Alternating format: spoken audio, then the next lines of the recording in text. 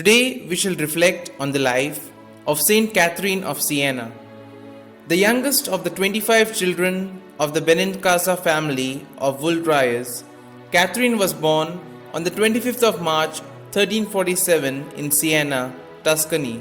When still very young, she was favored with celestial visions and began to practice severe austerities.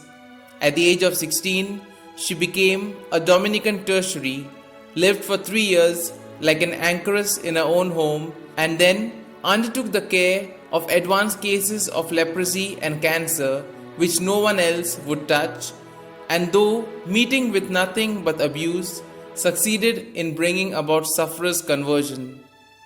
Subsisting for long periods solely on the reception of the Eucharist, she prayed incessantly and suffered specially for sinners who refused to pray for themselves.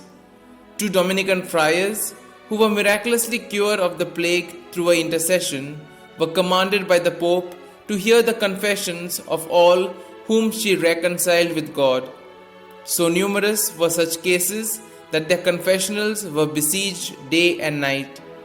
Multitudes came from far and near to obtain Catherine's advice on spiritual or temporal matters, drawn by the fame of a supernaturally clear insight and practical wisdom, and by her extraordinary personal charm.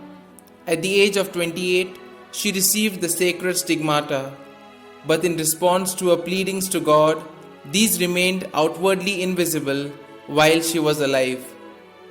Deeply interested in having peace prevail amidst the political turmoil of her day, she corresponded with popes and princes, and with men and women of prominence everywhere. Florence, which had been put under an interdict by the Pope, asked for her mediation. In the 6-month-long mission that she undertook, she was instrumental in having Pope Gregory XI lift the interdict and finally return from Avignon to Rome in 1377. At the request of Gregory's successor, Urban VI, she spent her last 6 years in the Eternal City.